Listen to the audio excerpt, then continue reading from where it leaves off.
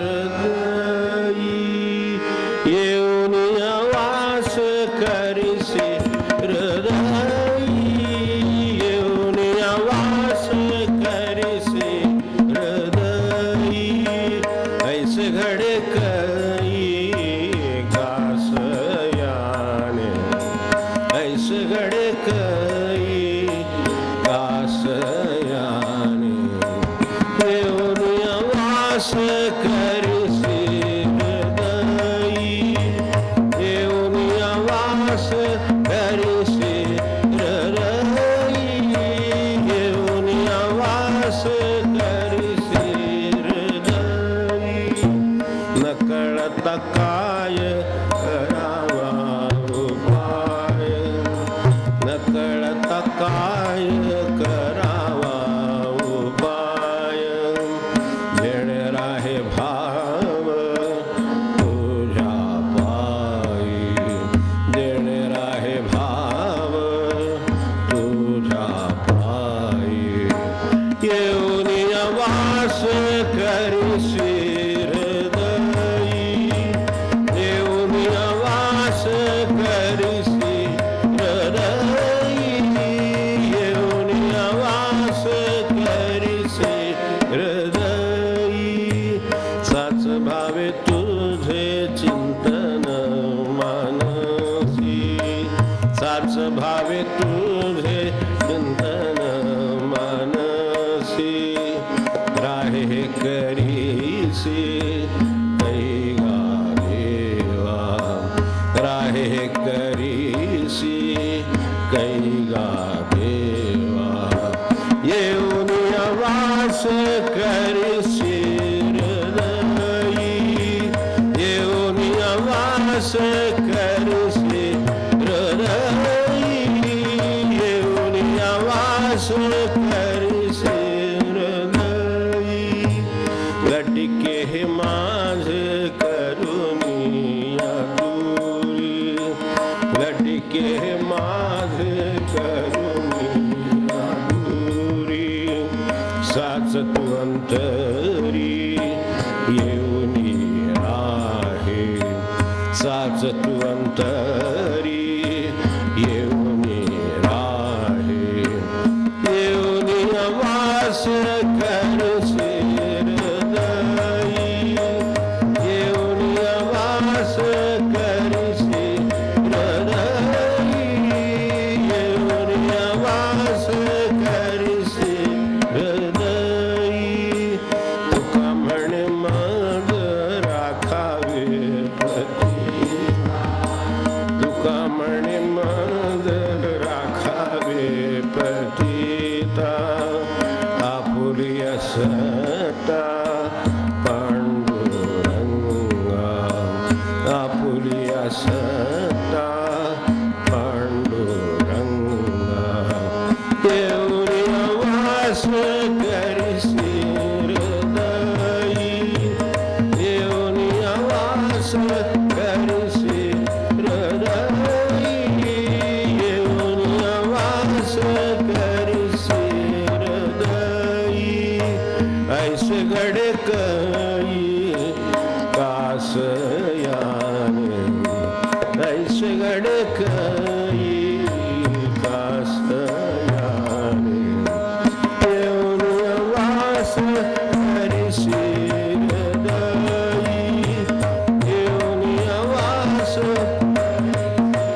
हृदयी येऊन वास करिसी हृदयी करिसी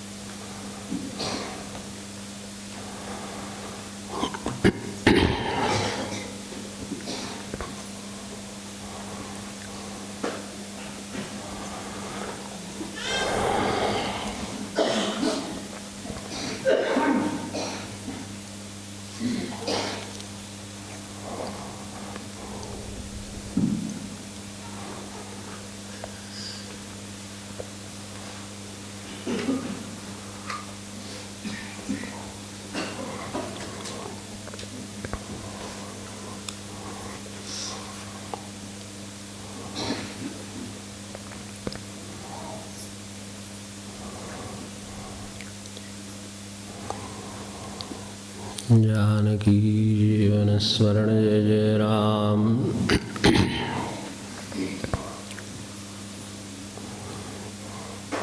आपल्याला खरा काय प्रश्न पडायला पाहिजे ती खरी ही आहे. आपण आपलं उगाच जयंती कर पुण्यतिथी कर हे कर ते कर वाटतं नाही. एवढा जयंतीचा दिवस आहे, बरोबर आहे, जयंती म्हणून काहीतरी करावं हेही बरोबर आहे. पण येऊन यावं असं करीसी हृदयी शेगडे काही कसं आहे नाही, हा खरा प्रश्न आहे. कारण तो सुटला तर बाकीचे कसले प्रश्न आले? ते नाही म्हणून हे सगळे प्रश्न आहेत. जर काही आपल्या जीवनात प्रश्न वाटतच असतील तर तो हा प्रश्न सुटला नाही म्हणून ते प्रश्न आहेत. त्यामुळं खरं काम जर कोणी आपल्यासमोर ठेवलेलं आहे आपलं, तर ते या अभंगात तुकोबांनी ठेवलं आहे. आणि आज महाराजांची जयंती आहे, पण महाराजांना हे फार आवडतं म्हणून हे पद आहे घेतलेलं. आपल्याला याची कल्पना असेलच की बाबांच्याकडे सुद्धा हे फार आवडीचं पद आणि चर्चेचं पद होतं एकेकाळी. तेव्हा अडचण खरी ही आहे की काय आता अडचण खरी काय आहे तेच कळत नाही. ही अडचण खरंच न कळता काय करावा उपाय हे बरोबर आहे. जेणे राहे भाव तुझ्या पायी, तेव्हा हे मला कळत नाही की जेणेकरून माझा भाव तुझ्या पायी राहील, त्यासाठी काय उपाय करावा हे मला कळत नाही आहे. पण ह्याच्यासाठी काहीतरी उपाय करायला पाहिजे आधी मुळात, आणि ते आपला भाव त्यांच्या पायाशी राहायला पाहिजे. तो राहत नाही ही अडचण आहे. ही खरी साधकाची अवस्था आहे की ते मनामध्ये येऊन या वास करीसे, येऊन या जासी नव्हे, येऊन या वास करीसे. महाराजांची आठवण होते, पण थोड्या वेळानं पुन्हा करावी लागते. याचा अर्थ मध्ये काय होतं ते कळतं, मध्ये ती जाते ना. त्यांचं म्हणणं वास करावा असं आहे. ही अडचण जर लक्षात आली तर मग त्याच्यावर उपाय, आणि तो मला कळत नाही ही लक्षात येईल. न कळता काय करावा उपाय, मग ते त्यालाच विचारले, बाबा ह्याचा उपाय तूच सांग. रमणांच्या आजारपणात जसं शेवटी उपचार नेहमीप्रमाणे खूप केले. रमणांची कल्पना सगळ्यांना होती, त्यांच्या सामर्थ्याची पण होती, सगळ्याचीच होती. संत मंडळी सगळं ओळखून असतात, त्यांना एकमेकांना सुद्धा ही कल्पना सगळी असते. तर ते बरे होईनात म्हणून हे जे उपचार चालले होते त्यावेळेला नाही का आपल्याला आठवत की त्याने शेवटी ही बाकीच्या मंडळींनी नेहमीप्रमाणे आणं होमिओपॅथी आणं अमकाण तमकाण सगळं सगळं करून बाजूच्या मोठ्या शहरातली मंडळी आणली वगैरे वगैरे सगळं. शेवटी त्यातले जे खरे भक्त होते ती मंडळी एकदा रमणांच्या जवळ बसून ते काही काय बोलत नसतं, त्यांनी बोलण्यात आधी देत नसत तर सकारण. तर तेव्हा त्यांनी एकदा त्यांना विचारलं की तुम्हाला कधी बरं करायचं ठरवलं? असं पाहिजे, असं ते हृदयात संतांच्या शिरता आलं पाहिजे, तेव्हा तेही लक्षात येऊ शकेल. तेव्हा त्यांच्या हृदयात रमण वास करीत असली पाहिजेत, म्हणून त्यांनाही कळलं. नाहीतर हे कळलं नसतं आणि कळत नव्हतंच, बहुतांश कळत नाही. म्हणून ते अभंग मधून हे घ्यावे लागतात आणि याची आठवण करावी लागते. न कळता काय करावा उपाय, जेणे राहे भाव तुझ्या पाय. त्याला तुझ्या पायी भाव राहा असं वाटते आपल्याला. तसं जयंतीच्या निमित्ताने तरी वाटू दे, जयंती आहे बाबा आज सगळं तुम्ही सांभाळत आहे. ते कधीतरी काय होतं ॲक्सिडेंटमधून वाचलं म्हणजे एकदम आठवण महाराज रक्षणे अगदी ते त्या रात्री स्मरण गेल्याबरोबर आरतीवरती महाराजांना कपूरला आहे का त्या दुसऱ्या दिवशी सकाळी कोणी सांगावं सकाळी उठलं की महाराज आठवले म्हणून. फार अवघड आहे सांगणं. म्हणजे राहत असेल तर उत्तमच आहे, पण साच भावे तुझे चिंतन मानसी राहे हे करीसी कसे, ते त्यासाठीच विचारलंय. तुकोबांचं प्रेम महाराजांना काय आहे महाराज समजून घ्यायचं, म्हणजे महाराजांचं प्रेमाचं सगळं समजून घ्यायचं. जसं एखाद्यावर आपलं प्रेम असेल तर आपण काय समजून घेतो, त्याचं कशावर प्रेम आहे. आपण आवडीचे पदार्थ विचारत नाही, प्रापंचिक माणसं आहोत, आपल्याला हे प्रेम तरी निदान कळतं. हो कळतंच, प्राण्यांना कळतं. असं ते पशूंना सुद्धा कळतं. मग तो त्याचं जर प्रेम असेल साध्या भाषेमध्ये म्हणून, फार मोठं नाही पण साध्या भाषेतलं अगदी, तरी सुद्धा तो विचारतो तर काय फिरायला काय आवडतं, कुठे जायला आवडतं, काय करायला आवडतं, घर कसं आवडतं, हे कसं आवडतं, काय पदार्थ असेल, काय असेल ते तो त्याच्या चौकशीत असतो. कारण काय, शेवटी साचं भावे तुझे चिंतन मानसी राहे करीसी, हे सगळं करायचं म्हणजे माझा भाव राहायचा म्हणजे प्रेम राहायचं म्हणजे हे सगळं यायला पाहिजे. तसं हे जे त्यांच्यात शिरले, आपण तिथे होतो, ते त्यांच्या जे हृदयात शिरले त्यांनाही लक्षात आले की अरे हे नाही बरे व्हायचे, त्यांनी काय ठरवलं त्याच्यावर सगळं अवलंबून आहे. तेव्हा तसं नाही होणार, त्यांनाच विचारलं पाहिजे. मग ते त्याच्यावर अर्थात नुसते हसली, फक्त काही बोलली नाहीत, आपल्याला कल्पना असेलच. तर आपल्याला हे कळावं की त्यांना हे आवडणारं काय आहे, तर त्यांना हे आवडतं की ह्या सगळ्या भक्ताच्या अवस्था आहेत आणि ते आपल्याकडे असाव्यात. ज्याच्याकडे त्या आल्या त्या प्रमाणात त्याला आनंद आलाच म्हणजे समजा. त्याच्या आयुष्यात आनंद आज ज्या अर्थाने आहे तो सुख या अर्थाने आहे तसं नाही, त्यांच्याकडे खरोखरचा आनंद आहे. त्या आनंदाची परत फार वेगळी. आज आता ही तिथी आली उत्सवाला, उत्सव झाले, खूप ठिकाणी अजून चालली असतील, आपल्यापरीने आपण स्मरण केलं. खरं सांगायचं तर आपला जो पुण्यतिथीचा मुख्य काही उपासना असेल तर ती मगाशी 8:15 संपली, माझ्या दृष्टीने ती झाली. कारण जी त्यांच्या हृदयात ती गोष्ट आहे ती आपण नाम घेत बसलेली आहोत, ती खरी उपासना त्यांना आवडणारी झाली. आता हे टिकायला काय करावं, हे येणं महत्त्वाचं आहे का, किती महत्त्वाचं आहे, त्याला माझ्या दिवसात किती स्थान द्यावं, ते मुरेल कसं, हे सगळ्या उलगड्यासाठी हे सगळं आहे. तर हे काय, याची आवश्यकता नाही. जे करत होतं तेच अजूनही करताच जप केलं तर सुद्धा मुख्य काम झाल्यासारखं आहे. मुख्य काम ते आहे, बाकी सगळं होईल. जेवणावळी होतील, हे होईल, उत्सव होईल, मांड होईल, सगळं होईल. महाराजांना हवं ते होईल का, त्यांना विचारलं तर ह्याचं मला समाधान झालं का, ते केलंच ते चांगलं आहे म्हणतील, सगळं एवढंच म्हणतील. तुम्हाला समाधान झालं का, आनंद झाला का, ते विचारायला जायची गरजच नाही. ती येऊनच सांगतील की मला आनंद झाला. जेव्हा आपल्याला आनंद होतो तेव्हा आपण ते आपणहून सांगावं असं वाटतं. केव्हाही बघा तुम्ही, महाराज माणसाची एक सहज अगदी साध्या गोष्टीतली सुद्धा प्रवृत्ती आहे. त्याला आनंद झाला तर त्याला सांगितल्याशिवाय राहवत नाही. काही अगदी आपलं लौकिक यश असो, काय असो, साधं सुद्धा काय घडलं, काय प्रमोशन मिळालं, अमकं झालं, काय नोकरी लागली, कोणाला काय काय ठरलं सांगितलं, त्याला कोणाला तरी ते प्रथम सांगावंच वाटतं. म्हणजे आनंद आज जर असेल तर आनंदाला स्वतःची घुसळी असतीच, तर त्यापोटी तो सांगतोच. महाराजांना आम्हाला आम्ही केलेलं तुम्हाला आवडलं का विचारायला जावं असं वेळ यावी, म्हणजे आलंच की ते योगाने काय ते कळच, त्यांनी ते आव्हान सांगावं. छान, म्हणजे ते कशाच्या रूपानं कळेल, आपल्या हृदयात जर आनंद तसा निर्माण झाला असेल तर ते कळेल. तेव्हा हे सगळं स्पष्ट व्हावं. महाराज म्हणायचे नेहमी, प्रवचन निरूपण काय ग्रंथ कशासाठी, तर कुठे चुकतं हे आपलं कळण्यासाठी असतं, बाकी काही नसतं त्यात. तेव्हा ह्यांचं हे दाखवून देतात की साचं व्हावे तुझे, नुसतं सुद्धा नाही, खऱ्या अर्थाने चिंतन करतोय पण साचं व्हावे, खरोखरच मला ते करायचं आहे. ज्याला खरोखरच करायचं आहे, भाऊ साधा जरी अभ्यास असला तरी सुद्धा ज्याला खरोखरच करायचं आहे त्याला अभ्यासातून उठवावं लागेल. ती वेळ झाली जेवणाची. ज्याला खरोखरच करायचं नसतो तो आपण उठायची वाट बघत असतो किंवा घड्याळाचे काटे पुढे जायची वाट बघत असतो. आपल्याला कल्पना आहे ना, तसे हे सगळं लागले. तेव्हा आपण हे उत्सवाचं तिथीचं तारीख आली म्हणून, तिथी आली म्हणून ते होतात, हे चांगलंच आहे. महाराज नक्कीच याला चांगलं म्हणते, मला त्याबद्दल काही शंका नाही, हे चांगलं आहे म्हणते. कारण त्यानिमित्ताने स्मरण होतं, हे चांगलं आहे. नसतं तर कदाचित आज स्मरण झालं नसतं. तेव्हा त्या अर्थानं ते कमी नाही. आता आज आपली साप्ताहिक उपासना झाली, त्या दिवशी ही नेमकं जयंती आली, शनिवारचं मारुतीरायाची उपासना आपली ती त्यात ते आलं, ते त्यांचं सगळं आवडतं आहे. तेव्हा त्या दिवशी हा जयंतीचा उत्सव झाला म्हणून मी आता स्मरण करतो.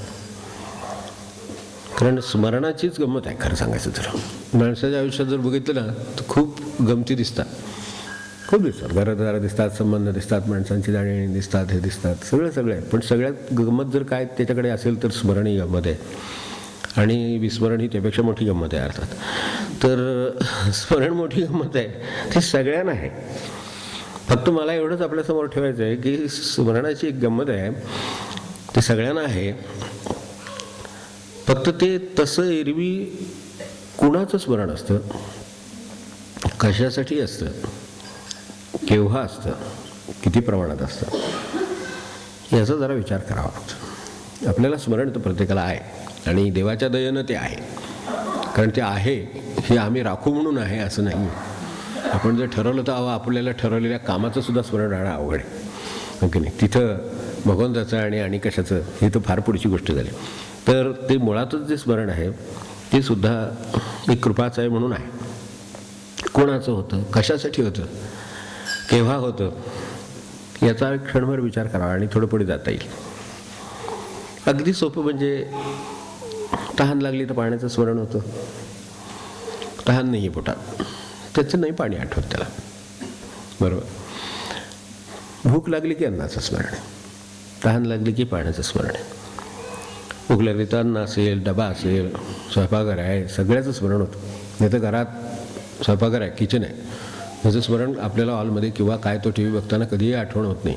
पण भूक की स्मरण, ते आमचं स्मरण कसं जोडलेलं आहे ते समजत हवं म्हणूनही आहे. ते आपल्याला समजतंच, विचार केला की लक्षात येतं. तेव्हा बाहेर पडायचं झालं कुठे की गाडीची किल्ली कुठे, कारण चालत जाण्याची सवय अलीकडे म्हणजे सवय आणि अवघडही आहे ते सगळं. कारण अर्धा किलोमीटर 2-2 फरलांग चालायचं म्हणजे की सोपी गोष्ट नाही आहे. त्यामुळं बाहेर पडायचं म्हणलं, ऑफिस म्हणलं की गाडी, म्हणलं की किल्ली. त्यावेळेला किल्लीचं स्मरण होतं. किल्ली तिथंच अडकवलेली असते जिथं आपण काल ठेवली होती. म्हणजे सवयी असतात चांगल्या, त्या ठिकाणी असं असतं की काल आल्यानंतर उद्या ती लागणार, या अर्थाने ती त्याच ठिकाणी ठेवली जाते. आणि नसेल तर अर्थात आपल्याला माहितीच आहे की गोंधळ असतो. तू कुठं ठेवलीशी, मी कुठे ठेवली, मी दिलेली आठवते, तुझ्याचकडे दिलेली आठवते परत. आणि आता ते कसं काय करत आपलं वातावरण असेल त्यानुसार. पण निदान मी म्हणतो बाहेर पडताना गाडीच्यासाठी गाडीचं आणि मग तिच्यासाठी किल्लीचं स्मरण. ऑफिस जवळ आलं की आपलं अनेकांना अलीकडे बंधनं झाली, ते आय कार्ड वगैरे अडकवावं लागतं, काय ते की लावावं लागतं. तिथे गेलं की स्मरण, तोपर्यंत आय कार्डचं स्मरण, उद्यापर्यंत काय नाही. एकदा इथून गेल्यानंतर तेव्हा स्मरण होतं. शाळेत असेल समजा, शाळेत जायची वेळ आली की दप्तराचं स्मरण होतं. एकदम दप्तर काल कुठे ठेवलं की त्याची स्मरण आहे. स्मरण माणसाकडे आहे, पण स्मरणात गंमत आहे एवढं मला म्हणायचं. आपला परमार्थ सगळा हा गप्पांगप्पीचाच आहे. सिरियस परमार्थ करणारे लोक सिनियर साधक असतात, ती गोष्ट वेगळी आहे. आपलं तसलं काय नाही, आपले गप्पा चालले सगळे. तर शाळेत निघायची वेळ झाली की दप्तराचं स्मरण. नुसतं दप्तराचं स्मरण नाही, पुस्तकाचं स्मरण होतं. कारण त्या दप्तरात त्यावेळेस ती पुस्तकं नसतात बऱ्याच वेळेला. म्हणजे आमचं तरी होतं तर बाबा, आता जी हुशार मुलं असतात त्यांची ती सगळं जागच्या जागी वस्तू ठेवतात. रात्री 9 वाजता झोपताना वगैरे सगळं खूपच छान हुशार मुलं आहेत, त्याबद्दल प्रश्नच नाही. पण कमी असतात अशी मुलं, आमच्यासारखी जास्त असतात. तर त्या दिवशी मग जे तास आहेत त्याची ती पुस्तकं कुठे गेली, ती त्यापूर्वी तास त्याचा केव्हा होता, तेव्हा कुठे ठेवलेली, म्हणजे असं मजा आहे सगळी. गमतीत आहे सगळं. तर स्मरण कशा जोडलं का होतं हे बघायचं. कामाला अलीकडे जर आजची परिस्थिती आहे, कामाला जायला लागलं. आता मोठ्या शहरामध्ये आहे, इथे फार अजून आपण तेवढी अजून सुधारणा इकडे झाली नाही. आम्हाला अप्रगत त्या भागातले लोक आहोत, त्यामुळे तिकडे कामाला जाताना त्यांना आपल्याला अंगठा आहे ना याचं स्मरण होतं जाताना. आता अंगठा लावल्याशिवाय प्रवेश नाही मिळत हो. म्हणजे शेवटी अंगठा श्रेष्ठ ठरला, शेवटी काही झालं तर. लोकांना अंगठे बहादूर म्हणत होते लोक, पण शेवटी सुशिक्षितांच्या डोक्यावर शेवटी अंगठाच उठला शेवटी. आणि त्याच्याशिवाय स्मरण आता त्याला पुढे जाता येत नाही, ऑफिस नाही. त्यामुळे त्यावेळेला अंगठ्याचं स्मरण होतं. कामाला बसला की पासवर्डचं स्मरण होतं. म्हणजे जाता येत नाही पुढे. जे लोक मोठमोठे लोक ज्या ठिकाणी काम करतात त्यांना कल्पना असेल. तेव्हा कशाशी जोडलं आहे स्मरण. काम आहे, एखादं आपल्या डोक्यात काम काहीतरी उद्भवतं, एखादा काय 2 दिवसांनी 4 दिवसांनी कधीतरी कशाच तरी काम उद्भवतं, किंवा दिवसभरात केव्हाही काम उद्भवलं की नडलं की ते कोण सुख करू शकेल त्याचं लगेच स्मरण होतं. काय भले काही असो, पाईप तुटो, ते हे हो, नळ बंद पडो, नाही तर लाईट बंद पडो, लगेच त्या माणसाचं स्मरण होतं. मेकॅनिक असो, आपले कोणी मित्र असो, कोणी कामात नडलं की ते जाणणाऱ्याचं स्मरण होतं. तेव्हा कोणाची आठवण झाली, हां निरोप द्यायचा आहे की फोनचं काय, मोबाईलचं काय, जे आपल्याकडे पद्धत असेल त्यानुसार त्याचं स्मरण होतं. हे सगळं मला सांगा, दिवस कशात यायचा आहे, सगळा कशाने सुरू झालेला आहे, या स्मरणाने सुरू झालेला आहे. आणि कुठेतरी शेवटी आपण थकतो, म्हणून हा स्मरणाचा कारभार थांबतो आणि मग झोपेत जाऊ देत. आठवणी परत त्याचं स्मरण. तेव्हा असला कारभार आपलं निदान दिवसभर आपल्याकडे बघायचं. बाकी पहावे आपण असे आपण काय दुसरा परमार्थ जीवनाचं एवढं समर्थाने करून ठेवलं त्यात हे याच्याशिवाय आणखीन पुढे पुढे कुठे जाणार हेच आहे. तर हे सगळं दैनंदिन आहे, रोज आहे. ही अशा तऱ्हेची कामांची स्मरणं हीच आपली नित्योपासना आहे. काय अडचणी काय करावं अगदी नित्यनेमाने हे करतो मनुष्य. ह्यात काही कोणी करत नाही असं असेल तर बघा, काही नैमित्तिक उपासना म्हणतात तसं. गाडी बंद पडली म्हणजे मेकॅनिकचं मित्राचं कोणाचं ते स्मरण होतं त्यावेळेला. अलीकडे डेज वगैरे साजरे करतात, फादर्स डे, मदर्स डे, आमकं डे, फ्रेंड्स डे, काय ते असतं. कारण एरवी काही आपल्याकडे हे सगळं होतं नाही असं नाही आहे, फक्त ते नंतर आहे. ते वर्षातनं एकदा स्मरण वगैरे. आम्ही आहे त्या जिवंत माणसांचंच वर्षातनं एकदा स्मरण करायचे आणलं संस्कृती. आता काय करणार त्याला. तर तसले असतात डेज वगैरे. एरवी नड आहे माणसाला, कोण पैसे देईल, बँकेत स्मरण आहे, कोणी आपले सधन नातेवाईक असतील त्यांचं स्मरण होतं. नड पडली की असे स्मरण होतात की नाही. ही नित्य नाही पण नैमित्तिक आहेत, कधीतरी निमित्ताने होतात. काही आजारपण आलं, कोण आपल्याला अधिक खात्रीचं त्या डॉक्टरचं स्मरण होतं, वैद्यांचं स्मरण होतं. आणि ही सगळ्या मानवी शक्तीतलं असतं तोपर्यंत ठीक असतं. पण मानवी शक्तीच्या आटोक्याबाहेरचं दिसायला लागलं की मग देवाचं स्मरण. In order of preference. आता आपण सगळे सुशिक्षित माणसं आहोत, तर क्रमाने जर पाहिलं, प्राधान्य क्रमाने, तर सर्वात शेवटी स्मरण देवाचं. आणि ते याच कारणाने होतं. साधारणपणे त्या देवाचं स्मरण केव्हा आहे की ज्या वेळेला आता वाचणार नाही, ज्या वेळेला आता हे काय असा ध्याय आहे आटोक्या पलीकडचं आहे, तेव्हा मग महाराज, मग देव. म्हणजे पुण्यतिथीला जेवढी किंवा जयंतीला जेवढी तळमळ नसेल तर तेवढी सगळी तळमळ त्या क्षणी उत्पन्न होते. आणि स्मरण कायदा खटले वादग्रस्त गोष्टी अशा झाल्या म्हणजे वकिलांचं स्मरण होतं, कोर्टात स्मरण, सगळे स्मरण. ह्या स्मरणाने आणि त्यामुळं होणाऱ्या कामानं आपलं जीवन भरलेलं आहे, दिवस भरलेला आहे, दिवसेंदिवस आयुष्य असं चाललेलं आहे. याचं स्मरण किती नव्हतं असेल असं मला वाटतं काही वेळेला, की हे बघणारे किती लोक असतील. पण या सगळ्याचा एका वाक्यात सारांश शक्य आहे. मात्र या सगळ्याचा सारांश काय की आपल्याला ह्या सगळ्याचं स्मरण आहे. अगदी आत्ता सुरुवात केली तिथपासून असेल, पण ते सगळं आपल्या कामापुरते, आपल्या नडीसाठी आहे. खरं आहे, नडीसाठी आहे, गरजांसाठी आहे, आपल्याला उपयोग हवा आहे म्हणून आहे. असं ते समाजाने तसंच असेल. बाकीच्यांचा विचार आपण नाही केला परमार्थात तरी चालतो. परमार्थ हा स्वतःशी खेळ आहे, महाराज म्हणले तसंच आहे. तर स्वतःसाठीच हे सगळं आहे. त्यामुळे आपल्याला कशासाठी होतं एवढं लक्षात घेतलं तरी चालेल. कामापुरतं होतं, उपयोगासाठी होतं, नड आहे म्हणून होतं, गरज आहे म्हणून होतं, त्यावेळेला एकदम स्मरण माणसाला होतं. ह्या सगळ्याचा सारांश आहे. ते नित्याचं असो, शाळेच्या दप्तरात असो, आणि कशाचं असो, गाडीचं असो, किल्लीचं असो, कसली असो, ते त्याचंच आहे. पण याचा अर्थ आपल्या लक्षात आला असेल दुसरा, की जर आपल्याला नड नसेल, जर गरज नसेल, तर त्याचं आपल्याला विस्मरण होतं. समजा यातल्या कुठल्याही गोष्टीची जर समजा आपल्याला त्यावेळेला नड, गरज, काय जे उत्पन्न झालं त्याचं नसेल, तर त्याचं आपल्याला विस्मरण होतं. त्यामुळं एका बाजूनं फक्त गरजेपोटी स्मरण आणि नड किंवा गरज नसेल तर उरलेल्याचं विस्मरण, म्हणजे आपलं जीवन अशी अवस्था आहे. आपल्याकडे जी म्हण निघाली, गरज सर्व वैद्य मरो, ती त्यामुळे निघाली. तिचा एका बाबतीत फक्त त्यांनी विचार केला, पण आयुष्यात त्याच्या पलीकडे आणखीन काय आहे असा विचार क्षणभर केला तर ही म्हण नुसती एवढीच नाही, त्याच्यापेक्षा ती खूप मोठी आहे. अशा तुम्ही विचार करा क्षणभर, किती नडी आणि किती प्रसंग येऊन गेले असतील आणि त्यावेळेला कुणी कुणी काय काय केलं असेल याचं स्मरण कोणाला असेल. कारण नड संपली, गरज संपली जगाची, त्यानंतर आता नाही स्मरण. आठवण करून द्यावी लागते, यावरून ओळखा की स्मरण असतं काय. तेव्हा सगळ्या व्यवहाराला ही कळा आहे. किंबहुना आपलं सगळं जीवन म्हणजे खरं सांगायचं, अगदी एका वाक्यात सांगायचं तर गरजेसाठी स्मरण, गरज संपली की विस्मरण, गरजेसाठी स्मरण, गरज संपली की विस्मरण, असं स्मरण विस्मरणाचं सगळा प्रवास म्हणजे आपला जीवन प्रवास. याच्या पलीकडे आणखीन काय आहे, काय काय आहे ते आता आपण शोधून काढावं वाटलं तर. तेव्हा आपला जीवन प्रवास हा असा गरजेसाठी स्मरण गरज संपली की त्याचं विस्मरण, तो माणूस असो, ते हे असो, ती काय वस्तू असो, कशाचे, तर ते असं आपलं हे गरजेचं स्मरण आणि एरवी विस्मरण, असा हा स्मरण विस्मरणाचा प्रवास चालला आहे.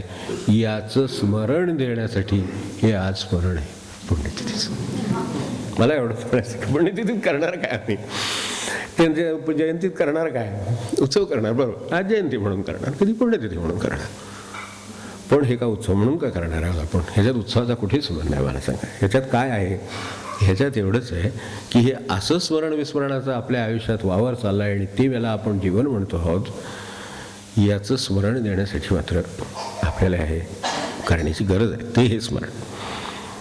आता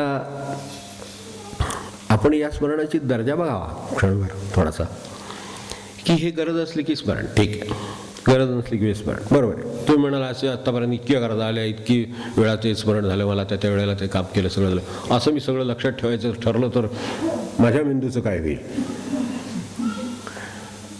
लगेच असं वाटतं की लहानपणापासून किती गोष्टी अशा झाल्या असतील आणि आत्तापर्यंत सगळ्या 8 अशा स्मरणात ठेवायच्या ठरवल्या तर माझ्या मेंदूचं काय होईल? खरं आपल्या मेंदूचं काही होणार नाही. मेंदू भरपूर शक्ती आहे, प्रचंड शक्ती आहे. हे सगळ्याचं व्यवस्थित आपल्याला आठवण राहील, अगदी 5वीत नाही 2रीत केलेल्या उपकाराचं सुद्धा स्मरण राहील, एवढी आपल्याकडे क्षमता आहे. फक्त आपण ते काम झाल्यावर ते विसरतो आहोत. ती महाराजही विसरतात, ती माणसंही विसरतात, ती वस्तू विसरतात, सगळं जातं निघून. हे जातं हे काही मेंदूत शक्ती नाही म्हणून जातं असं नाही, काही आपल्याला त्याविषयी निगड नाही, आपण त्याकडे तसं पाहिलं नाही आहे की हे जे माझा जीवन प्रवास आहे हा तसा विचार केला तर अगदी मी खाली येऊन सांगतो क्षणभर ह्याच्यासाठी म्हणून की हा व्यवहार मानवी व्यवहार म्हणता येईल असं वाटतं का आपल्याला? हिनं म्हणे देव तोची शोभतो मानावं, हिनं म्हणे जाणी देव तोची शोभतो मानावं, जाणी देव तोची शोभतो मानावं. अरे गरजेसाठी तर कोणालाही कोणाचं स्मरण होतं, गरजेसाठी नाही. या जीवनाची दर्जा काय आहे ज्याचा मी आत्ता अभ्यास केला, ज्याचा मी सारांश काढला, ज्याचा आपण आता विचार करता आहोत सगळे, तर याचं हे जीवन मानवी जीवनाचं काही उच्च जीवन म्हणता येईल का? हे मानवी जीवन आहोतच, आपण जगतो त्यामुळे मानवी जीवन आहे, बरोबर. पण त्याला पशुजीवनाची कळा नाही का मला सांगा क्षणभर? अगदी खाली विचार केलाच पाहिजे, त्याच्याशी आपल्याला वर नाही जात आहे. बिल्डिंग बांधणारा जमिनीवर नाही बांधत, तो जातो खाली, तितका पाया खोल घेईल त्यावेळेला असं वाटतं की आपण उलटीकडे जातोय, पण नाही, आपण पाया खोलण्यासाठी जातोय. कारण का? तितकी उंच बिल्डिंग बांधायची आहे परमेश्वरापर्यंत, तर ती ज्याला उभवायची आहे त्याला इकडे हे ती उभी करायची असेल तर तितकं खोल जावं लागेल. तितकं खाली गेलं की हा लक्षात येतं, अरे हे जीवन आहे मानवी जीवन नव्हे, हा ते पशुजीवनासारखं झालं. मला सांगा, भुकेची गरज आहे आपल्याला, अन्नाच पण मान्य, पशुनं होत नाही.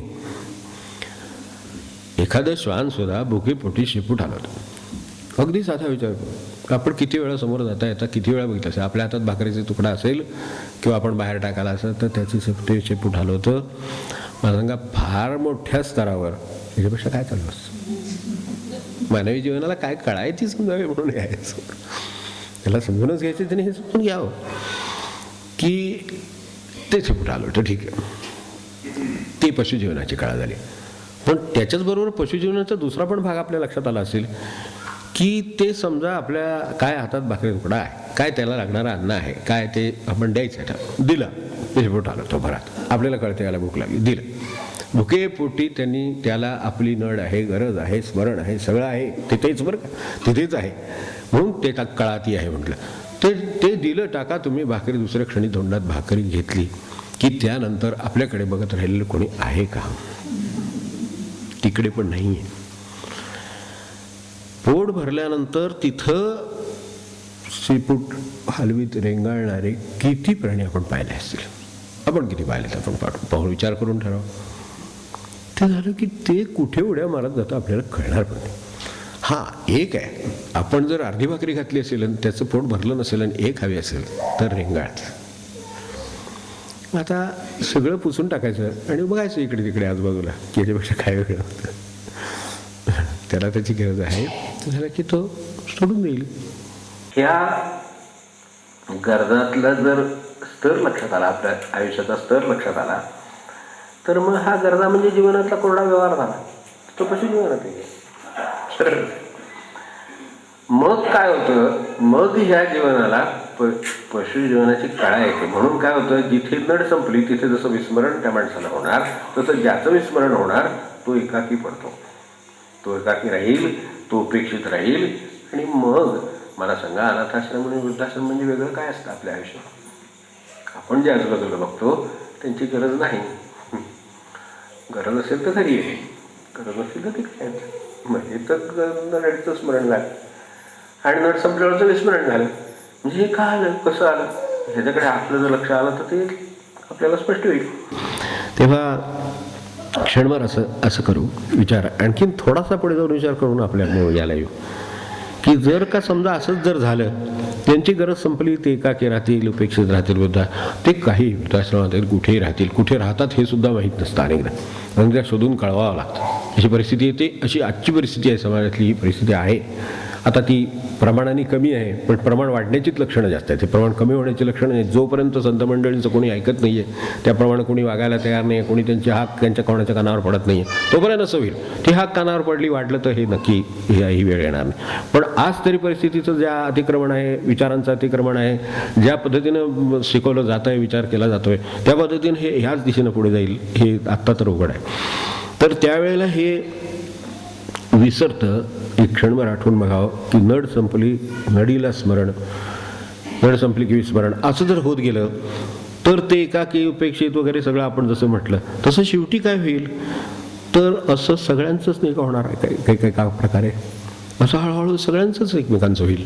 आणि असं ज्या वेळेला होईल त्यावेळेला माणसांचं जग हे दोन पायावर चालणाऱ्या पशूंचं जग असेल. कुठेपर्यंत ते खाली येऊ शकेल याची आपल्याला कल्पना आहे. ते दोन पायावर चालणाऱ्या पशूंचं जग असेल, कारण त्याच्यामध्ये फक्त नडीपुरता गरजेपुरता आहे, नाही तर काही नाही, बाकी विस्मरण आहे त्याचं. तर असं होऊ नये आणि ह्याची तळमळ ज्यांना लागली आणि त्यासाठी त्यांनी तसं जगून आपल्याला जगायला शिकवलं, त्यांना संत म्हणतात. त्यात महाराज अग्र घडले. हे होऊ नये. जिथे कोरडा व्यवहार असतो तिथे दैवी गुणाचा सुगंध तुम्हाला कधीच आढळणार नाही, आणि जिथे व्यवहारात प्रेम आहे तिथे सुगंध आणि आनंदाशिवाय काही आढळणार नाही. तिथे कोरडा व्यवहार आढळणारच नाही. हा व्यवहार आहे, मनुष्य तर व्यवहार असेलच ना. मनुष्य आहे, भूक आहे, तहान आहे, त्याची गरजा आहे, तिथं सगळं कोणाचंही राहीलच.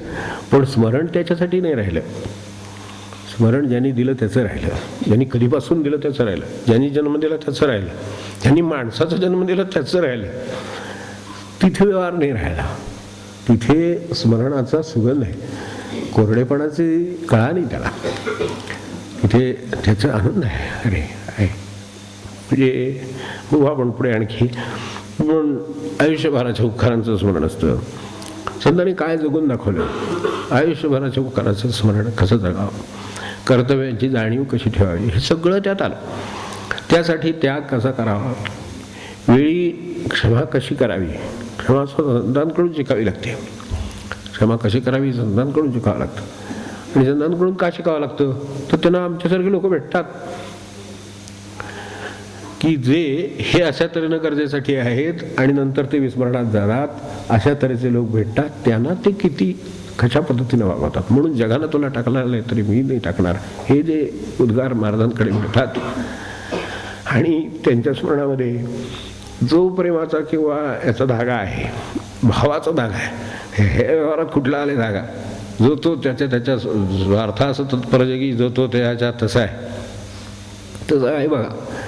आणि हे आता महाराज काय तात्यासाहेब का आपल्याला सगळं सारखंच आहे. तात्यासाहेबांनी सुद्धा आपण पाहिलं असेल तर आठवणीत लिहिताना काही प्रसंग लिहायची वेळ आली आहे की असं असं झालं, पुढे झालं, महाराज गेल्यानंतरच्या गोष्टी आहेत. तर त्याच्यावर लिहिताना काय वाक्य लिहिले आहे, किती नंतरची गोष्ट आहे, ती अशी झाली तशी झाली वगैरे.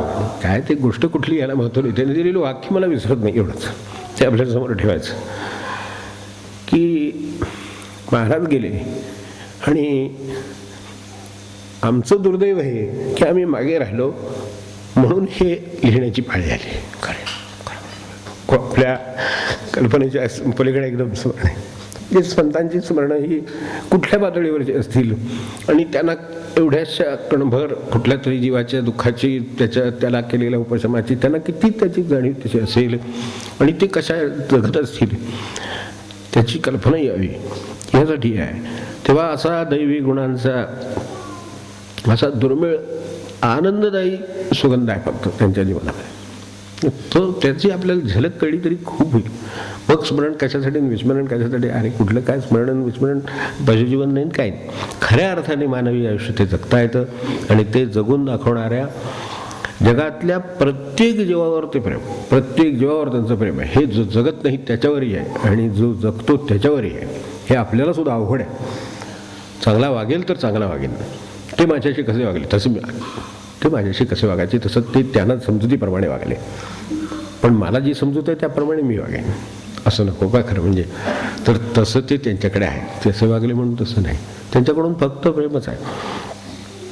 म्हणून ते त्यांना ते पत्र लिहिलं महाराजांनी, ते त्यांनी त्याचं उत्तर नाही. त्यांना ज्यांनी पत्र लिहून महाराजांची निंदा केली त्यांच्यावर प्रसंग आल्यानंतर आजाराचा त्यांना महाराजांनी बोलावून घेऊन सांभाळलं उलट, की तुम्हाला कोणी जग पाहत नाही. आता सत्ता संपत्ती सगळं असतं, शरीर प्रकृती सगळं असतं अनुकूल, तोपर्यंत जग सगळं अनुकूलच.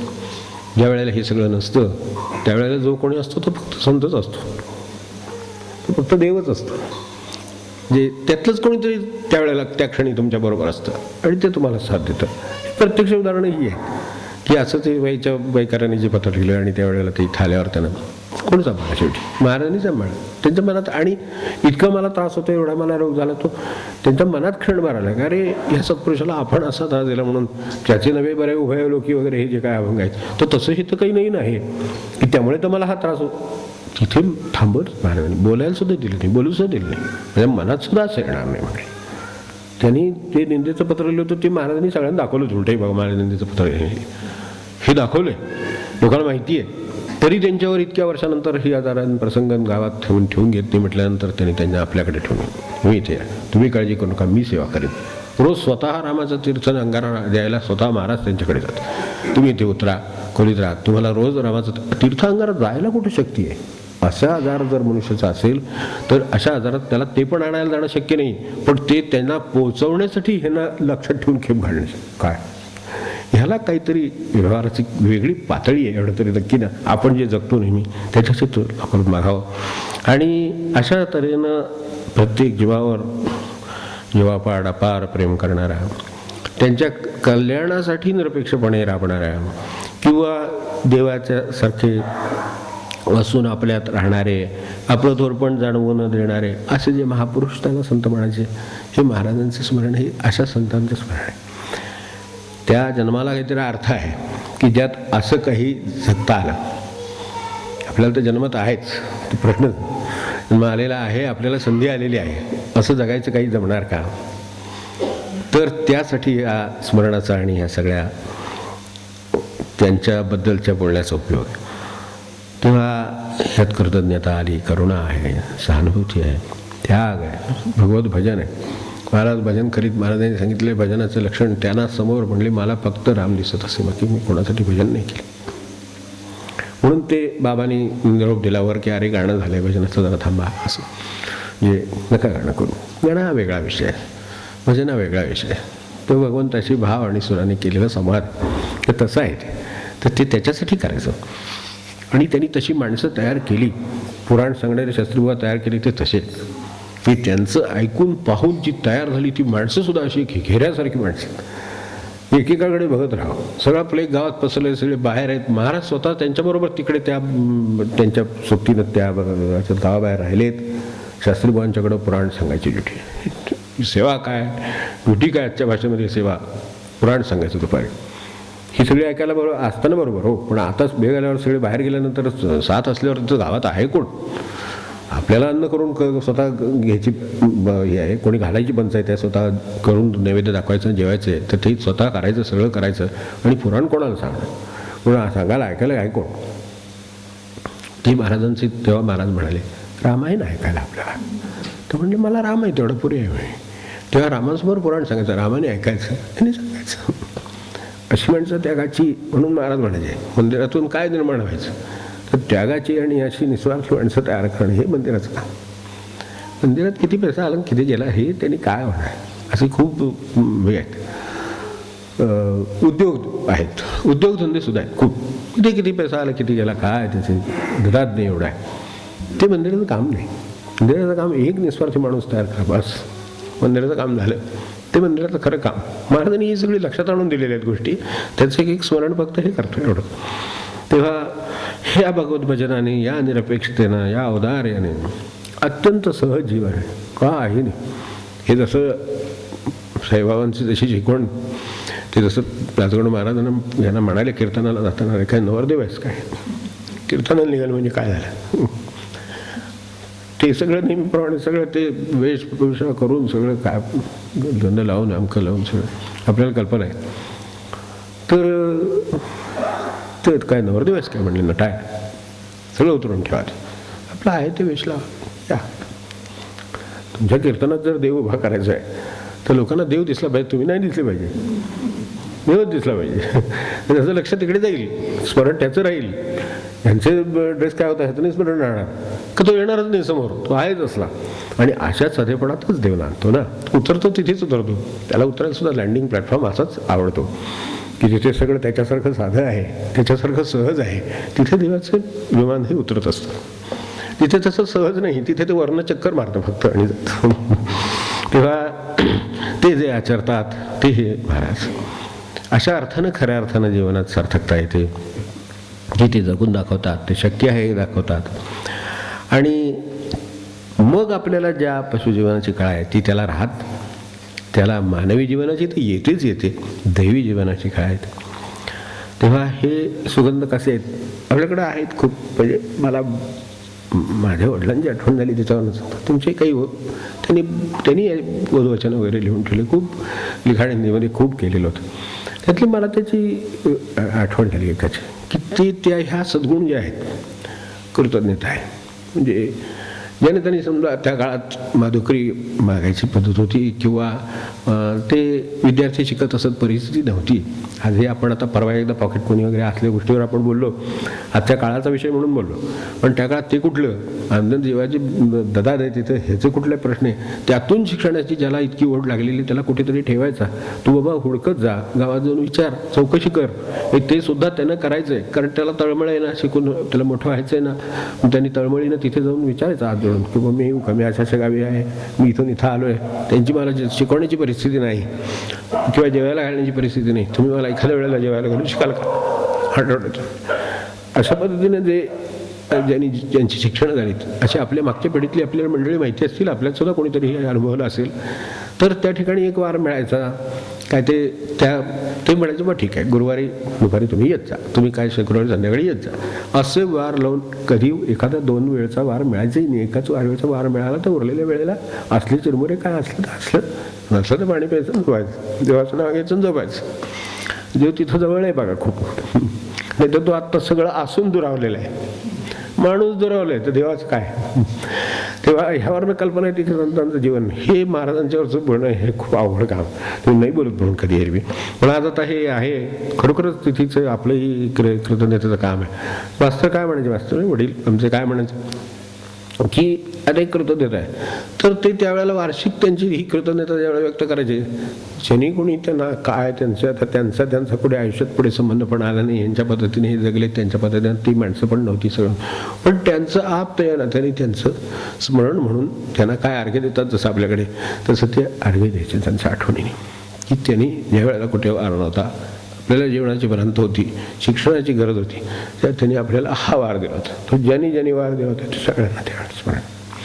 आणि नंतर ते या सद्गुणांच्याबद्दल बोलताना एकदा मला म्हणाले ते की फुलामध्ये नैसर्गिकरित्या जसा सुगंध निर्माण होतो आणि व्हायला पाहिजे तसं आयुष्यामध्ये हे व्हायला पाहिजे.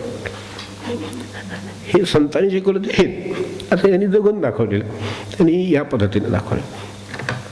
तेव्हा आपण क्षणभर विचार आपल्या जीवनाचे करून बघावे की नड आणि गरजा या पलीकडं मनुष्याचं जीवन जाऊ शकतं हे संतांनी दाखवून दिलं, हे महाराजांनी दाखवून दिलं.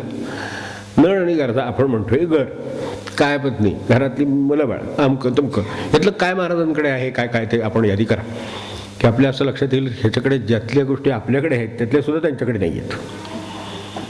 त्या तशा नळीच्या गोष्टी आहेत, त्यांनी लक्षात घालायचं ठरवलं तर त्यांनी शेतीत लक्ष घातलं असतं तर अधिक काम मोठं झालं असतं, खूप पैसे मिळाले असते.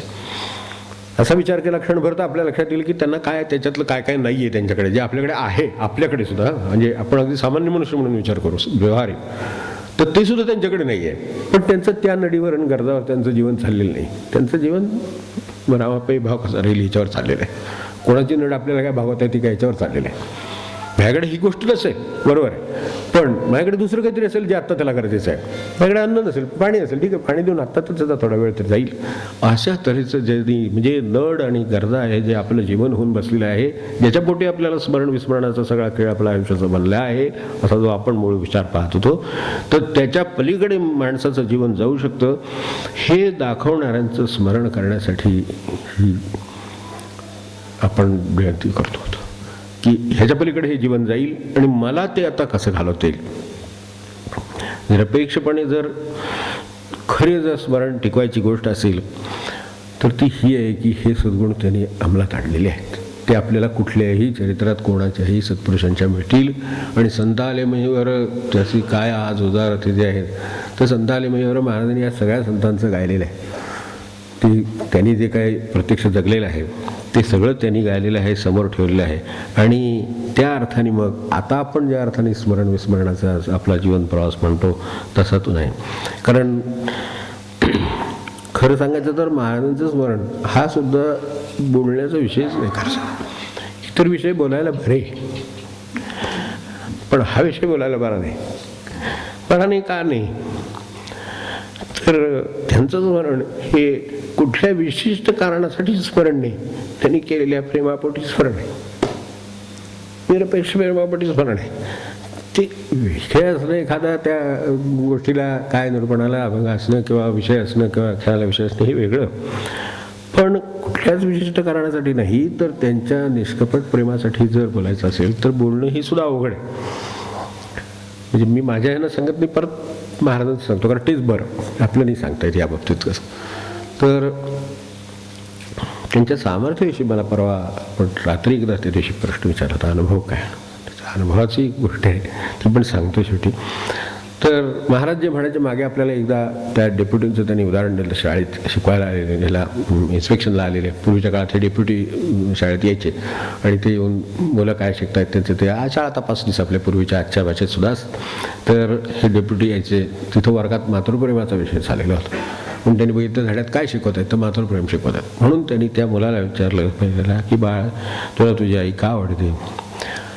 त्यांनी आपला विचार केला, सांगितलं मला रोज खाऊ देते, रोज आई खाऊ देते म्हणून मला आवडते. बरं ठीक आहे म्हणले. तुला दुसऱ्याला विचारलं, तुला ती काही का आवडते. म्हणलं मला ती कधी मारीत नाही म्हणून मला आवडते. असू शकतं, आजूबाजूला मुलं बघत असतात, हे दोपटल्यात बाकीच्या आई, त्यांना ते आवडत नाही. म्हणजे सगळ्या दोपट्याला असं मला म्हणायचं, पण असं असतं, ते बघितलं की वाटतं की आपल्या आईनं काही आपल्याला मारलं नाही म्हणून त्याला आई आवडते. जशी ही खाऊ देत नाही, ही काही रोज लक्षात ठेवून काय ते करीत असेल किंवा खाऊ देत असेल, आणून देत असेल म्हणून आवडते. तिसऱ्याला विचारलं, तुला आई का आवडते. त्याला काही बोलताच ना, आणि तुला आवडत नाही का. हो म्हणलं. मग का आवडते ते विचारतोय. तो रडायला लागला. तेव्हा त्याला विचारलं, बरं ते राहू दे, पण तुला म्हणजे आई नाही आहे का. आहे ना, आहे. मग तुला का आवडते ते सांग ना. हे कसं सांगितलं. तो म्हणला, ते मला सांगता येत नाही, पण ते मला आवडते. ह्याचं जे उत्तर आहे त्यात सगळा परमार्थ आहे. आपल्याला आपले गुरु तुकाराम काय जे असेल ते आपल्याला जेव्हा असं आवडेल, तेव्हा जाताना डेप्युटीने त्याला शबासकी दिली की म्हणले, याला आई का आवडते हे सांगता येत नाही. याचा अर्थ आईचं किती निष्कपट प्रेम त्याच्यावर असेल, ते किती स्वतःत असेल आणि त्याच्यात आलं तर किती जाणीव असेल, त्यामुळं याला शबासकी आहे. तर तसं काहीतरी आपल्याला गुरूंची शबासकी किंवा ह्यांची मिळावी, करण्यासाठी नाही, करण्यासाठी हे आणखीन वरचं जीवन आहे, त्याच्यावरचं हे जीवन आहे, ते त्याला सांगता येत नाही. बाकी महाराजांनी व्यवहार्य परमार्थ सांगितला, महाराजांनी हे सांगितलं समाधान गोपेश्वर दिला आपल्याला. ही सगळ्या गोष्टी करायत, आवडंबरं कमी केली, कितीतरी लोक सन्मार्गाला ह्या शब्दांनी लागले, हे सगळं कराय. पण तरीसुद्धा एक जे काही प्रेम त्यांनी दिलेलं आहे त्या एका म्हणजे म्हणून ते शेवटी महाराज काय म्हणले काय. आणि आत्ता आपलं एक कृष्णदास महाराजांच्या आता ही शताब्दी आली, आपला विषय झाला होता, त्यांना सुद्धा शेवटी हे विचारलं, त्यांचं उत्तर हेच आहे शेवटी की एका शब्दात तुम्ही काय सांगाल तर म्हणले प्रेम. इतकी मुलं आहेत, इतकी हे, त्यांना काय परमार्थाचं साधन ते करणार? प्रेम म्हणजे मुलांना सुद्धा निष्कपट निरपेक्ष अशा तऱ्हेचं भगवंतासारखं प्रेम करता येतं, हे त्यांना केवढं साधन आहे. आणि हे जर एकदा माणसाला साधलेलं असेल तर बघा तुम्ही, तो मनुष्य सगळ्यांना आवडतोच आणि तो आवडतो, तो त्यांना आवडतोच. त्यांना आणखीन वेगळं साधन करावंच लागत नाही, हेच साधन आहे. पण त्यातलं ते निरपेक्षतेच सगळं मर्म आहे. हे सगळ्याचा मगाशी सांगितलेल्या नडीचं सगळ्याचं 2 अक्षरात जर काही सारांश असेल तर स्वार्थ आहे, आणि इकडे निस्वार्थ आहे दुसऱ्या टोकाला. ते तिथेपर्यंत पोचावं. मी म्हणतो ठीक आहे, झेप मोठी असेल पण आहे, त्यांनी काय केलं हे करा. एक प्रेम म्हटलं तर ते मगाशी ज्या मुलांनी जे सांगितलं, ती खाऊ देते म्हणून, ती मार देत नाही म्हणून, कमला त्रास देत नाही म्हणून, काय वस्तू देते म्हणून, काय ते नडीला करत असेल, मग एक प्रेमात ते सगळं आलं. एका भगवत प्रेमात ते सगळं आलं. आणि ते माणसावर करीत असलं तरी ते भगवंतावर आहे, हे ज्याचं विसरलं नाही तो बघतो. मी माणसावर नाही करीत, मी ते भगवंतावर करतोय. मी यांच्यासाठी का करतो? यांच्यासाठी, ते देवासाठी करतोय, त्यांच्यासाठी नाही करत. कारण तो माणूस आहे, तो विसरेल, तो चुकेल, तो प्रतिसाद देईल असं नाही. पण हा प्रश्नच येत नाही, कारण भगवंत प्रतिसाद देत नाही, हे त्याच्यासाठीच केलेलं आहे. असं जे वागले तीही सुद्धा मंडळी आहेत. तर त्यात हे महाराजांचं स्थान आपल्याला लक्षात यावं. असं महाराजांनी प्रेम आपल्याला दिलेलं आहे. आपल्याला त्याचं स्मरण असावं, हे ते आमच्याकडे लक्ष आहे. जसं कृपा करा म्हणल्यानंतर आमच्याकडे लक्ष असू द्या म्हटल्यानंतर ते म्हणजे आमचं लक्ष आहेच, तुमचं आमच्याकडे लक्ष असू द्या म्हणजे हे जे काय सांगितलं त्या शब्दातच आलेलं आहे ते. तर त्यांचं लक्ष आपल्यावर कधीपासून होतं? खरोखर आपण क्षणभर एक शेवट जाता जाता तुम्हाला एक विचारासाठी प्रश्न असू दे, असतोही अनेकांना पडलेला, की महाराजांचं किंवा काय आपल्या कोणत्या रूपाने असेल ते काय, कुठलीही इतकी मंडळी इथे सिंधू मंडळी आहेत त्यांचं असेल, काय त्यांच्या मागं उभं असलेल्या भगवंताचं असेल, त्यांचं आपल्याकडे कधीपासून लक्ष होतं? आवड. आणि ते किती वर्ष त्याच्यासाठी ते वाट पाहत असतील. म्हणजे अनेक वेळेला हे ज्या वेळेला शिष्य काही वेळा भेटतात त्यावेळेला ते त्यांच्या डोळ्यात पाणी आलेलं असतं, तो इतकी वर्ष मी वाट बघतो, बरं झाला आलास. कारण तो जगात चक्कर काढतोय कुठेतरी, ते कधीतरी काढ, त्यांचं लक्ष त्याच्यावर आहे ना. पण आज ते त्याला काही करू इच्छित नाही, खरं तुला काय करायचं ते, कारण शेवटी त्याची पण ती वेळ आली की ते बरोबर त्याला उचलणार. तेव्हा असं त्या महाराजांचं आपल्याकडे कधीपासून किती लक्ष असेल असं सांगा. आपण एखाद्याचं एवढंसं काहीतरी काम केलं असेल, एखाद्याकडे लक्ष असेल, एखादं असेल, तर आपल्याला किती अपेक्षा असेल, किती व्यवहार असेल, ही ते काय नाहीच आहे. फक्त लक्ष आहे आणि कल्याण त्याचं शेवटी करायचं आहे, एवढं त्यांचं ठरलेलं आहे. तसं त्यांचं आपल्यावर किती. आणि महाराजांनी तर हे अगदी स्पष्ट सांगितलेलं आहे की हे एका जन्माचं नसतं, असं स्पष्ट म्हणले आहे. ह्याच्यापेक्षा कोण सांगणार आपल्याला? तेव्हा त्याचं स्मरण असावं. ते जे प्रेम दिलेलं आहे ते मानवी जीवनातलं माझ्या दृष्टीनं भूतलावरचं सर्वात मोठं भाग्य. ह्याच्या पलीकडे काय भाग्य नाही. बाकी सगळ्या गोष्टी येतील जातील आपल्या सकट, पण असं प्रेम जे टिकेल ते मिळणं हे आपलं खरं भाग्य आहे मानवी जीवनातलं. ते भूतलावरचं भाग्य, त्याचं आपल्याला स्मरण राहू दे. आणि मी एक म्हणेन की आपण जो श्वास घेतो साधा, तर तो सुद्धा आपण स्मरण न ठेवताच घेतो. खरं सांगायचं त्याचं कुठे स्मरण असतं? श्वास घेतोय, आत्ता सुद्धा या क्षणी श्वास सुरू आहे, याचं कुठे स्मरण आहे? तरी ते घडतं आणि तेच आपल्याला जिवंत ठेवतं. खऱ्या अर्थाने आपल्यातलं काही जर देव जिवंत ठेवला आहे तर तो त्याने असा श्वासोच्छ्वास केल्यासारखा जिवंत ठेवला आहे. त्याच्याकडे स्मरण नसलं आपलं तरी ते चालू आहे, तर त्यांचं काम चालूच आहे. आपलंच थोडंसं त्याच्याकडे लक्ष असलं तर अरे ह्या श्वासावर मी जगतोय, तसा भगवंताच्या प्रेमावर मी खरं जगतोय, महाराजांच्या प्रेमावर जगतोय मी, हे आपल्या लक्षात आलं तर मग श्वासाकडे लक्ष द्यायला ते नसताना सुद्धा तो कसा चालतो हे कळेल. आणि तसं त्यांच्याकडे लक्ष नसताना सुद्धा ते कसं त्यांचं प्रेम आहे हे लक्षात येईल. आणि मग महाराज, नाम आणि भगवंत हे सगळं एकच आहे आणि त्याचं प्रतीक श्वास आहे हे लक्षात येईल. तर ते जर आलं तर तेवढं हो. आणि म्हणून ते संतांनी सगळं मागितलं, शेवटी ते मागितलं.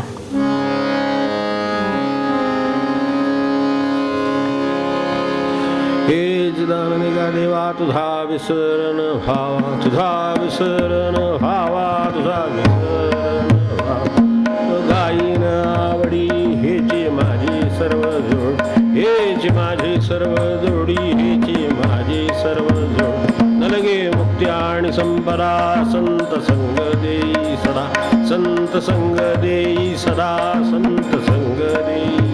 तुका म्हणे गर्भवासी सुखे घालावे आम्हासी, सुखे घालावे आम्हासी, सुखे घालावे आम्हासी.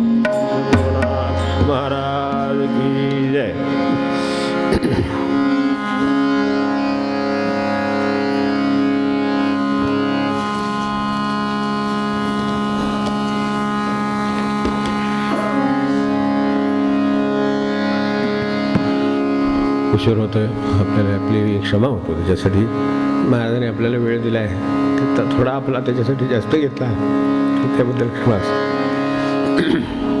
आणि आपल्याला निदान त्यांना जे आवडतं त्या नामाचं स्मरण राहू दे. पान 357, पद 249. हे पद मुद्दाम मधून का घेतो, त्याचंही कारण जाता सांगून ठेवतो. हे खरं सांगायचं तर दत्ताचं सगुण दर्शन घेतलेलं, त्याच्याशिवाय दुसरं यांना चिंतनात विषय नाही. हा उपासनांचा संगम असतो. पण मनुजा दत्त सदावधरे हे खूप सोपं आहे, वृत्ताच्या दृष्टीने लिहिणं सुद्धा खूप सोपं आहे, काव्याच्या दृष्टीने. पण त्यांनी आतून असं म्हटलं राम सदावधरे.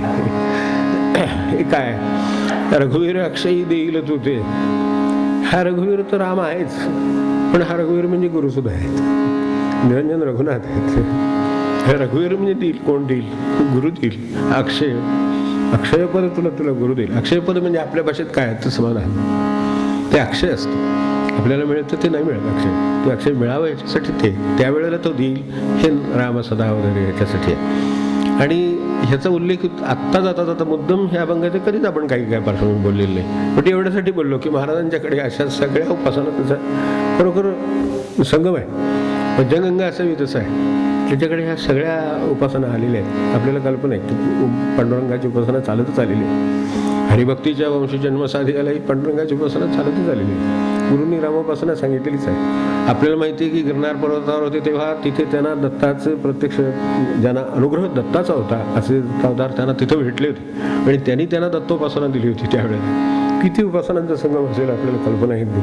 पण हे सगळे संगम आहेत. रामाला आवडतं म्हणून शंकराची उपासना ते करीत असत, काय नाही केलं असा विचार केला, अशा त्यांच्याकडे ह्या सगळ्या उपासनांचा संगम आहे. तसा हा संत मंडळींच्याकडे असतो. त्यांच्यातले हे आतले जे धागे आहेत ते लक्षात येत नाहीत, म्हणून उगाच पंथन हे करतात. महाराजांच्या किंवा ह्या सगळ्या संतांच्या ठिकाणी हा संत समन्वय आहे, तसा दैवतांचा समन्वय आहे आणि उपासनांचाही समन्वय आहे. एवढं शिकलो तरी आणखीन आपल्या या जयंतीच्या स्मरणात काहीतरी आणखीन भर पडेल.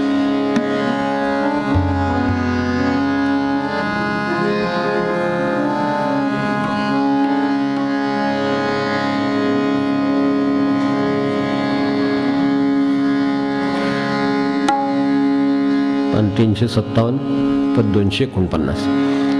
मनुजा राम सदा,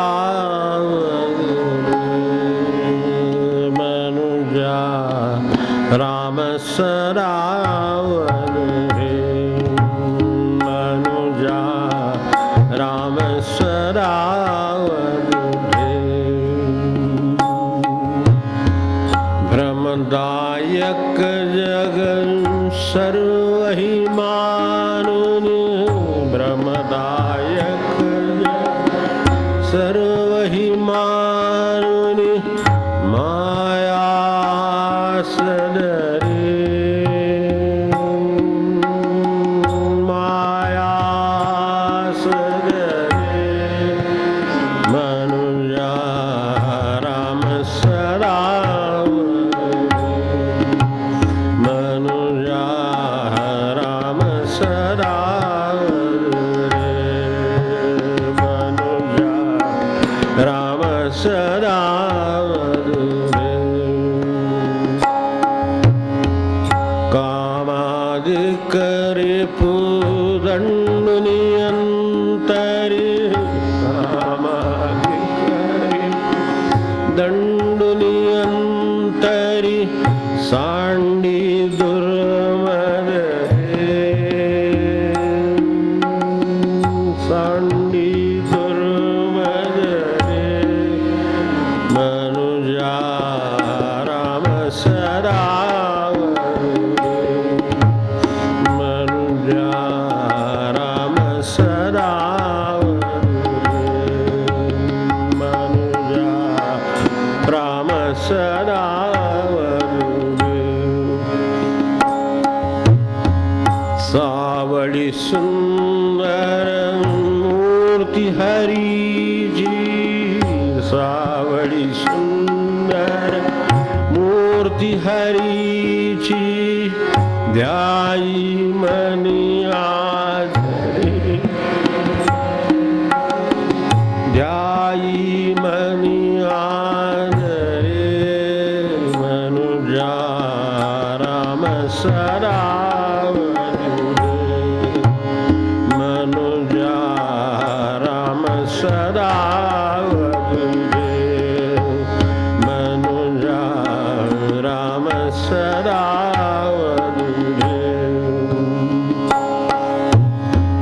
रघुवीर अक्षयी देईल तूते, रघुवीर अक्षयी देईल तूते, निरंजन पद रे,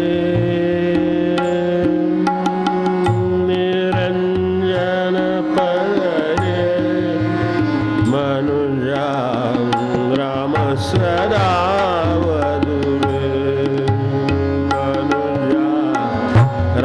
सदा वदुरे, मनुजा राम सदा वदुरे।